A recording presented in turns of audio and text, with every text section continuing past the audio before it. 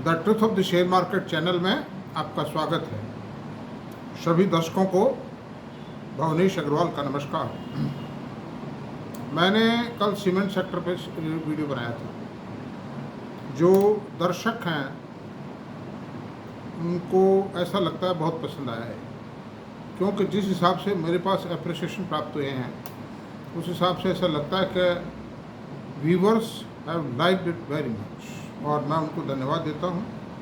और मैं उनसे ये मेरा आग्रह है कि आप देखते रहें मेरे हमेशा। जिन्होंने MBA नहीं किया फिनांस में, मतलब पर्टिकुलरली कैपिटल मार्केट और share market, my lectures will be much more beneficial because plus studies plus experience both the things are here and plus money earning is also here. इसलिए खैर anyway, American बाज़ार भी strong थे। रात को Indian ADRs भी strong थी, इन्फोसिस और विप्रो और HDFC बैंक, ये तीनों स्ट्रॉन्ग थी, ग्रीन में थे। और इंडियन मार्केट भी खुले हैं। इंडियन मार्केट में गिरना पड़ना चढ़ना बढ़ना चल रहा है, उठा पटक, ड्यू टू इलेक्शंस। क्योंकि देखिए कई तरह की विचारधाराएँ होती हैं। कोई कहता है मोदी सरकार ही रिपीट नहीं होगी, कोई कहता है रिपीट होगी, कोई कहता है 372 सीट आएंगी, कोई कहता है 252 सीट आएंगी, कोई कहता है 262 आएंगी, कोई कहता है नहीं 300 तो आ जाएंगी, कोई कहता है राहुल गांधी प्रधानमंत्री बनेगा, कोई कुछ कहता है, कोई कुछ कहता है। उन सब विचारधाराओं के कारण, या यूँ समझो नाटक है, they are befooling the retail investor by all this नाटकीय घटनाक्रम। तो खैर एनीवे, आपको इस सट्टेबाजी में ना पड़ करके आपको एथिक्स पे रहना है और इस वक्त बाज़ार से बिल्कुल शांत रहें। मैं समझता हूँ कोई एक्टिविटी ना करें, जहाँ स्टैंड स्टिल खड़े रहें। और कोई बहुत एग्जॉर्बिटेंट किसी में प्रॉफिट होता है इन छोटे शेयरों में, स्मॉल में कोई बहुत ज़्यादा चढ़ गया है, जैसे इरकॉन चढ़ गया। आपके पास 500 शेयर, बेच डालो 200 शेयर, है कि नहीं? इस तरह से अच्छे, बहुत अच्छे शेयर उनको बेचने की कोई छेड़खानी की जरूरत नहीं है। हालांकि शेयर परचेज का निर्णय तो आपको खुद को लेना है, मेरी कोई रिकमेंडेशन नहीं है, लेकिन मैं बाजार की एथिक्स को बताते हुए एक एग्जाम्पल कोट कर रहा हूँ। तो थैंक यू। अब आगे चलते हैं अपन। आज जो हमारा मेन टॉपिक है उस पर आते हैं। आज हमारा मेन जो टॉपिक है वो होगा ROC, रिटर्न ऑन कैपिटल, और दूसरी टर्म है ROCE, return on capital employed. क्या ये दोनों विंडो ड्रेसिंग हैं, या शेयरों में इन्वेस्टमेंट के लिए निर्णय लेते समय क्या इनकी कोई उपयोगिता है? इस विषय पर हम गहन और विस्तृत चर्चा करेंगे। जो भी एनालिस्ट आता है, जो भी रिकमेंडेशन करता है डिटेल में, यूट्यूब पे कहीं भी किताब में, वो ROC जरूर लिखता है, ROE जरूर लिखता है। या तो ये समझिए कि वो जो भी है, खैर अपन आगे चर्चा करते हैं। It's not the stage to discuss in such a way. तो अब सबसे पहले तो कर लेते हैं कि भाई आखिरकार ये ROE है क्या। इसकी फुल टर्म है return on capital employed. ROE मतलब return on equity, return on equity. ROE return on equity, ROE return on equity. अब इसको फाइंड आउट कैसे किया जाता है, इसको कैलकुलेट कैसे किया जाता है? इसका फॉर्मूला है नेट प्रॉफिट यानी after tax profit upon equity share plus the general reserve. इन दोनों को मिलाकर शेयर होल्डर्स इक्विटी बढ़ती है। आजकल शेयर होल्डर्स इक्विटी कहने लगे दोनों को मिलाकर। तो नेट प्रॉफिट में शेयर होल्डर्स इक्विटी का भाग दे दीजिए तो आपको ROE आ जाएगा। अब जैसे मैं फॉर एग्जांपल मैं कोट करता हूं, 900 रुपये सपोज करो प्रॉफिट है, और शेयर अंश पूंजी और जनरल रिजर्व यानी शेयर होल्डर्स इक्विटी दोनों मिला के 550 करोड़ रुपये आती है। तो 550 करोड़ का 900 करोड़ रुपए में अगर भाग दिया यानी डिवाइड किया इसको, तो 16.36% आता है। This is the ROE, return on equity.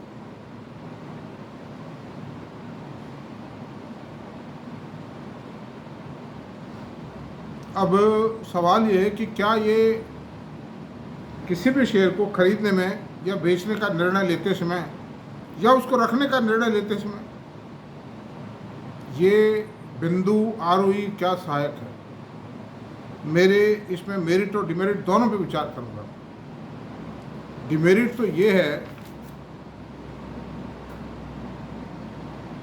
कि आरओई नहीं, जो नेट प्रॉफिट होता है वो कोई सही पिक्चर नहीं होती कंपनी। सही पिक्चर तो आरओई के जरिए, ये जो ग्रोथ निकालने की बात है, डिलीवरी की प्रॉफिट रिटर्न डिलीवरी की बात है, ये गलत है। असली जो चीज़ है वो ये है कि जो कंपनी का जो प्रॉफिट एंड लॉस अकाउंट है, क्वार्टरली प्रॉफिट है, एनुअल प्रॉफिट लॉस अकाउंट है, उसको देखना पड़ेगा। क्योंकि कंपनी प्रॉफिट एंड लॉस का ये तो एक सारांश आ गया मतलब, लेकिन अगर आप detail profit and loss account देखेंगे कंपनी का, जो क्वार्टरली या एनुअल रिजल्ट जो डिक्लेयर करती है कंपनी, उस रिजल्ट में आप देखेंगे कई बार कोई एक्स्ट्रा आइटम अदर इनकम होती है। अदर इनकम सेल के नीचे भी होती है, बाद में और होती है, बाद में भी होती है, एबिटा निकालने के बाद भी होती है। कई बार टैक्स रिफंड आ जाता है, कई बार इन्वेंट्री के अंदर एडजस्टमेंट करते हैं, कई बार इम्पेयरमेंट लॉस और प्रॉफिट बता देते हैं, इंश्योरेंस क्लेम्स आ जाते हैं, मतलब मिल जाते हैं, और कोई एसेट बेचने का मतलब प्रॉफिट और लॉस होता है। तो वो जो नेट प्रॉफिट है ना, खाली नेट प्रॉफिट के आधार पर निकाल लिया जाए, ये ROE, this is not, it does not give A correct reflection on the financial performance of the company. ऐसे ये रीजंस बताए मैंने आपको, ये रीजन कोई भी नहीं बताता है आपको।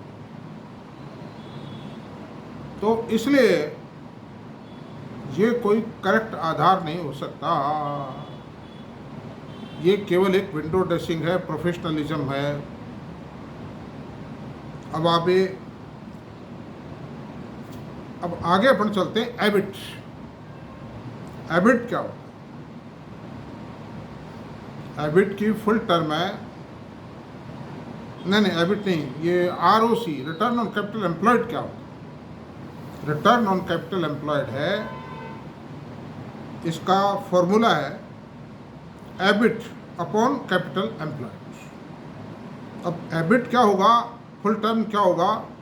Earning before interest and tax, यानी ब्याज और आयकर चुकाने के बाद जो प्रॉफिट है, नहीं चुकाने से पहले जो प्रॉफिट है, profit before interest and tax, ये this is the correct form, this is the correct thing, means EBIT.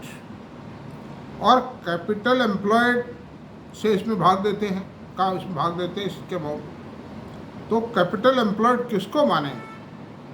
Capital employed मानेंगे शेयर पूंजी, shareholders capital plus equity, pure equity plus general reserve plus debt, this is the capital employed. अब capital employed ये तीन चीज़ें हो गई, इन तीनों को जोड़ करके, इन तीनों को जोड़कर, और आप जो एबिट है, एबिट का अमाउंट उसमें भाग दे दीजिए, तो आरओसी आ जाएगा, रिटर्न ऑन कैपिटल एम्प्लॉयड आ जाएगा। मैं इसका एक प्रैक्टिकल एग्जांपल कोट करता हूँ। सपोज करो एबिट 1500 करोड़ रुपीस है,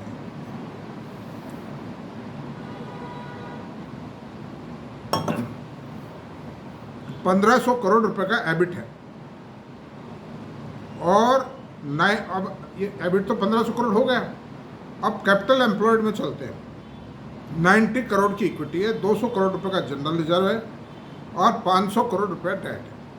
इन तीनों का टोटल लगाया 790 करोड़ आता है, और 1500 करोड़ रुपीज नहीं, 1000 करोड़ ही मान लो आप प्रॉफिट को, 1000 करोड़ प्रॉफिट था, एबिट था, एबिट 1000 करोड़ एबिट था। तो 1000 करोड़ में 790 का जो टोटल आया है, इससे डिवाइड किया इसको, तो 12.65% आरओसी आता है, रिटर्न ऑन कैपिटल एम्प्लॉयड 12.65%। यह आपका आरओसी आ गया। बहुत शॉर्ट फॉर्मूला है, कोई बहुत मुश्किल काम नहीं है, you can find out it. अब सवाल ये है कि क्या ये एबिट भी कंपनी के शेयर को में इन्वेस्टमेंट करने के लिए, या उस शेयर को बेच देने के लिए, या उस शेयर में बने रहने के लिए, या उस कंपनी की फाइनेंशियल हेल्थ को, परफॉर्मेंस को मेजर करने के लिए, क्या कोई उचित मापदंड है? मैं कहता हूँ नहीं। जैसे ये हिस्ट्री है, हिस्ट्री कोई बहुत ज़्यादा हेल्पफुल नहीं, उसमें गुजर चुका उस समय।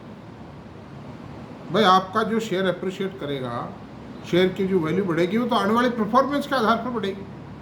तो आने वाली परफॉर्मेंस का तो आरओई और आरओसी से कोई लेना देना नहीं। That's this is the thing. और उसका कारण है कि वही बात है कि ये एबिट को हमने फाइंड आउट किया। एबिट भी क्या होता है, इसमें कोई टैक्स रिफंड एंट्री आ सकती है। असेसमेंट टैक्स रिफंड को तो आप छोड़ दो, टैक्स तो बाद में पे करते हैं, चलो एडजस्टमेंट बाद में होता है, माइनस प्लस बाद में होगा, एबिट के बाद होगा। असेट सेल का प्रॉफिट लॉस जुड़ सकता है, घट सकता है, बढ़ सकता है, लॉस प्रॉफिट कुछ भी हो सकता है। इम्पेयरमेंट लॉस ईबिट निकालने से पहले आ जाता है, एंट्री कर देते हैं। इंश्योरेंस क्लेम की एंट्री पहले कर देते हैं। और कोई भी एडजस्टमेंट हो सकता है। Other income from business affair, other income on other accounts, वो कुछ भी हो सकती है, उसकी एंट्री भी एबिट निकालने से पहले करते हैं। तो ये हो सकती है, ये कोई बिजनेस इनकम तो है नहीं। तो इससे कारण जो एक्चुअल जो बिजनेस इनकम है कंपनी की, रेगुलर तो बिजनेस इनकम ही होगी ना भाई, ये इनकम रोज थोड़ी होती है। तो उस इनकम के कारण कंपनी के प्रॉफिट की असली और सच्ची तस्वीर हमारे सामने नहीं आती है। इस बात पे ध्यान दो भाई डियर, ये बहुत गहरी बात है। ये कहते हैं साहब आरओसी इतना हो गया, साहब आरओई इतना है इस कंपनी का। अरे क्या मतलब है उस बात से, क्या आगे की बात करो ना यार तुम। तो ये तो रही ये दोनों की ये बात। अब असली पिक्चर क्यों नहीं रिफ्लेक्ट हो सकती इससे? असली पिक्चर तो आप भविष्य की स्टडी कीजिए, जब होगा वो तो गया गुजरा टाइम था, गया वो। और असली पिक्चर लेने के लिए सबसे सही पिक्चर है आप कंपनी के प्रॉफिट लॉस को, क्वार्टरली रिजल्ट्स को और एनुअल रिजल्ट्स को आप देखिए। आप कंपनी की बीएसई पे साइट, कंपनी का बीएसई की साइट पे रिजल्ट खोल के देखिए कंपनी की फाइल को। That is the correct result. वो स्टैट्यूटरी रिजल्ट है, उससे बीएसई से झूठ नहीं बोल सकते।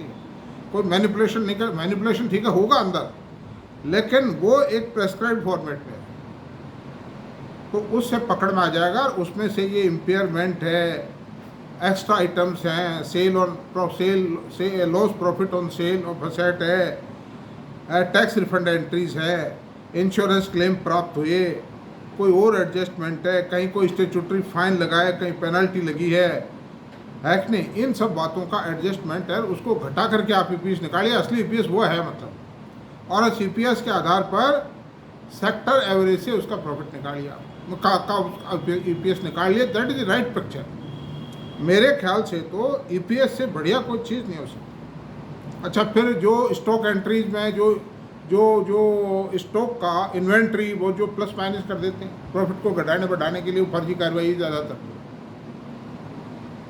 उसका भी ईबिट में तो आ ही गया ना, ईबिट में शामिल हो गई उसमें। तो that is not the right picture of the financial performance of the company. Then we see, उन सब चीज़ों को आप एक एक एंट्री को देखिए आप उसमें क्या है। और मैंने जो कुछ आज तक एनालिसिस किया, मेरे खुद के लिहाज से करता हूँ, वो 100% सही हुआ है। एक बार तो वो ऑपरेटर महोदय बता देते हैं कि आप गलत हो, 2-5-10 दिन में जोश में वो तेज कर जाता है शेयर को कई बार। लेकिन कब तक गलत चीज़ कब तक चलेगी भाई? रेत के टीलों पर इमारत कब तक खड़ी रहेगी भाई? गिरेगी वो तो आखिरकार, और गिरता है वो आखिर। तो ऐसी चीज़ है। और भविष्य के लिए आप एक तो ईपीएस की स्टडी कीजिए, मैंने जो कारण बताए उनको देखते हुए स्टडी कीजिए, उसकी असली ईपीएस निकालिए क्या है। और जो बाजार के ऑपरेटर हैं, जो फंड मैनेजर है, वो भी ईपीएस इसी तरह निकालते हैं जैसे मैं बता रहा हूँ। रियल पिक्चर निकालो ना आप उस कंपनी की। आज मान लो बिजनेस में तो किसी कंपनी ने कमाए 100 करोड़ रुपए और टैक्स रिफंड आ गया 300 करोड़ रुपए का, तो 350 करोड़ के हिसाब से वो तो खटाखट उसकी ईपीएस बढ़ा करके देखो हमारी ईपीएस इतनी आ गई। This is not the real picture of the company. Real picture 50 crore का प्रॉफिट से कैलकुलेट किया जाए। अच्छा, फिर आरओई आपने देख ली कि हेल्दी है, हेल्दी। आगे क्या इफेक्ट आ सकते हैं?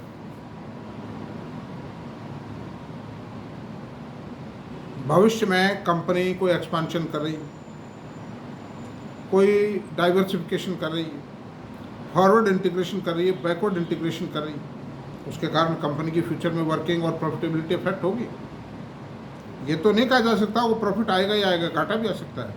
It will depend upon the demand, supply and pricing of the product in the market, and there are several factors which decide these things. Another thing है गवर्नमेंट पॉलिसी क्या है उसके बारे में। सरकार ने मान लीजिए एक्सपोर्ट को इंपोर्ट खोल दिया उसको, और इंपोर्ट पे ड्यूटी लगा दी, तो प्रॉफिट बढ़ जाएगा आपका, आपकी प्राइसिंग पावर बढ़ जाएगी। और अगर ड्यूटी कम कर दिया तो आपकी प्राइसिंग पावर घट जाएगी। ये इफेक्ट करेगी प्रॉफिट को, आइदर माइनस प्लस जैसा भी हो। आप एक्सपोर्ट कर रहे हो, एक्सपोर्ट पे ड्यूटी लगा दिया, बैन लगा दिया गवर्नमेंट, कंपनी बैठी रहेगी, प्रॉफिटेबिलिटी घट जाएगी। कंपनी के रॉ मटेरियल पर इंपोर्ट ड्यूटी लगा दी कंपनी, रॉ मटेरियल की अवेलेबिलिटी कम हो गई। सुप्रीम कोर्ट, हाई कोर्ट ने, किसी कोर्ट ने रॉ मटेरियल के इंपोर्ट पर ड्यूटी लगा दी, जैसे रैन इंडस्ट्रीज के इंपोर्ट पर रॉ मटेरियल इंपोर्ट पर duty was imposed by supreme court, and they cap on the quantum of material, raw material was fixed by the supreme court कि इसके पॉल्यूशन होगा इसलिए इतना इंपोर्ट करो इसको, दैट्स ऑल। तो ये बहुत बातें हैं, ये खाली ROC बोल जाते हैं ये टीवी टावी पे आकर के, ये यूट्यूब में, ये कोई, this is not the real picture of the company. और इसीलिए घाटा होता है लोगों को कि वो ठगे जाते हैं बेचारे, उस चमक में आ जाते हैं।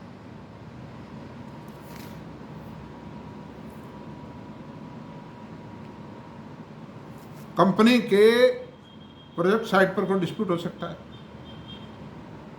लेबर स्ट्राइक हो गई, ईश्वर ना करे कंपनी के प्रोजेक्ट में कोई इंसिडेंट हो गया, गवर्नमेंट ने प्रोजेक्ट को बंद करने के ऑर्डर्स दे दिए, पॉल्यूशन कंट्रोल का नोटिस आ गया कि बंद करो इसको, जैसे वेदांता का चेन्नई के अंदर प्रोजेक्ट बंद कर दिया। वो जो कॉपर स्मेल्टर था that has been close for ever by due to pollution problem, and the supreme court has given final verdict to close down the project, and Vedanta has suffered a heavy loss. तो ये सारी चीज़ें देखने की होती है, इनसे इफेक्ट होती है। ROE and ROC not sufficient. और EPS भी फाइनल वर्डिक्ट नहीं है। ये नहीं कि इस साल जो 10 रुपये पैसा अगले साल 12 आ जाएगी, ग्रोथ आ रही है, पिछले 2 साल से ग्रोथ आ रही है मान लो, कोई जरूरी नहीं तीसरे साल में ग्रोथ आई जाए, कोई ये सब घटनाएं घट सकती हैं। जैसे मान लीजिए आज रिलायंस इंडस्ट्रीज है, रिफाइनरी है पेट्रोल की, पेट्रोलियम रिफाइनरी, डीजल निकालते हैं, पेट्रोल निकालते हैं, मिट्टी तेल बनाते हैं। तो सरकार ने, और ये जो गैस निकाल रहे थे, और साहब जो है कि क्रूड ऑयल निकाल रहे थे, इस पर सरकार ने विंडफॉल टैक्स लगा दिया। 75% प्रॉफिट सरकार ले गई, इनके पास खाली चवन नहीं छोड़ी। वेदांता का भी जो केयर एनर्जी प्रोजेक्ट है जैसलमेर बाड़मेर में, उसके साथ भी ये हुआ, ऑयल इंडिया के साथ भी हुआ, ONGC के साथ भी ये हुआ। और ये जो ऑयल मार्केटिंग कंपनी है, ये भी जो एक्सपोर्ट करती है, उस पर यही हुआ। तो ये सारी चीज़ें कब कहाँ किस में क्या इफेक्ट आ जाए, nothing can be said about. लेकिन ये है कि जो अच्छी कंपनी है, the companies whose management are good, वो समझ जाते हैं थोड़ी बहुत देर में, एक बार हिल भी गए तो या तो सरकार से पॉलिसी चेंज करवा लेंगे, या कोई प्रोडक्ट मिक्स को चेंज करेंगे वो, या कोई टेक्नोलॉजिकल चेंज लाएंगे, या कोई डाइवर्सिफिकेशन करेंगे। लेकिन साल 6 महीने में वो संभल जाते हैं, साल 1.5 साल लग जाए, संभल जाते हैं। ये सारी चीज़ें हैं माय डियर।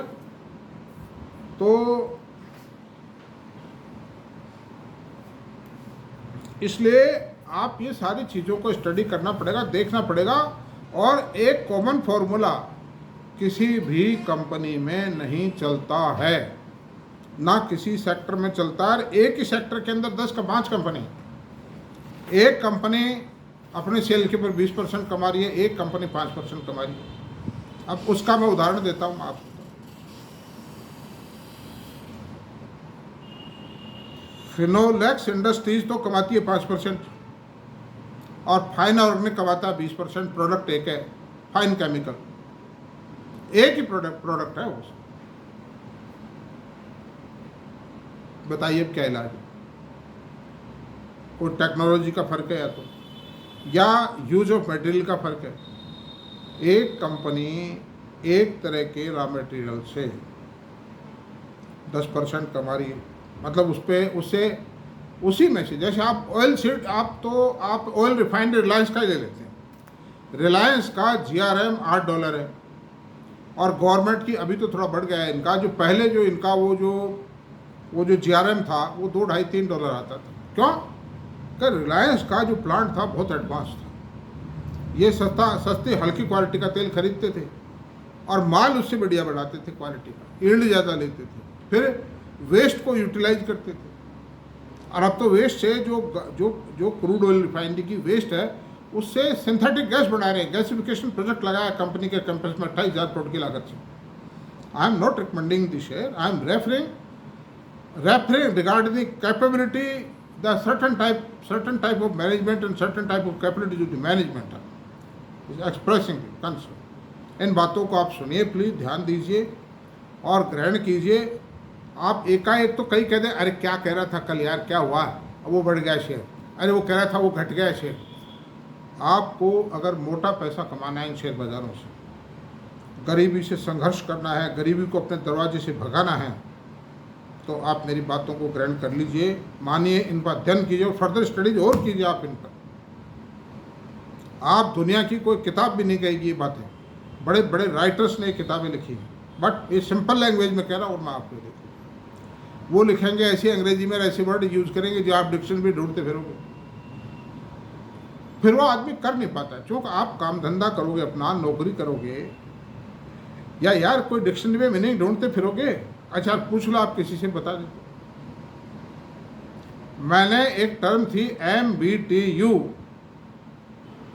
ऑयल एक्सट्रैक्शन में, जो ये गैस निकाल रहा था रिलायंस KG-D6 में ONGC निकाल रहा था, MBTU की टर्मिनोलॉजी एक बहुत बड़े श्रीमान जी अफसर थे सरकार में, वो भी बड़े एक्सपर्ट मानते थे शेयर बाजार क्या। तो मैंने उनका ईमानदारी की बात बता रहा हूँ, टेस्ट लेने के लिए पूछा था, और रिलायंस की बात भी खूब करते थे और रिलायंस के द्वारा गैस निकाले जाने की बात पर भी खूब चर्चा करते थे। तो मैंने उनसे ये कहा, मगर साहब ये MBTU क्या होती है ये तो बता दो मेरे को। अच्छा यार ये तो पता नहीं होने से मेरे को, अग्रवाल साहब यार ये कहाँ से लाए आप टर्म, मगर ये तो मेन टर्म है। MBTU क्या है आपको ये पता ही नहीं, अब कैसे करोगे आप। तेल में बैरल होता है, गैस में MBTU होता है, मेजरमेंट क्वांटम है ये, million metre British thermal unit.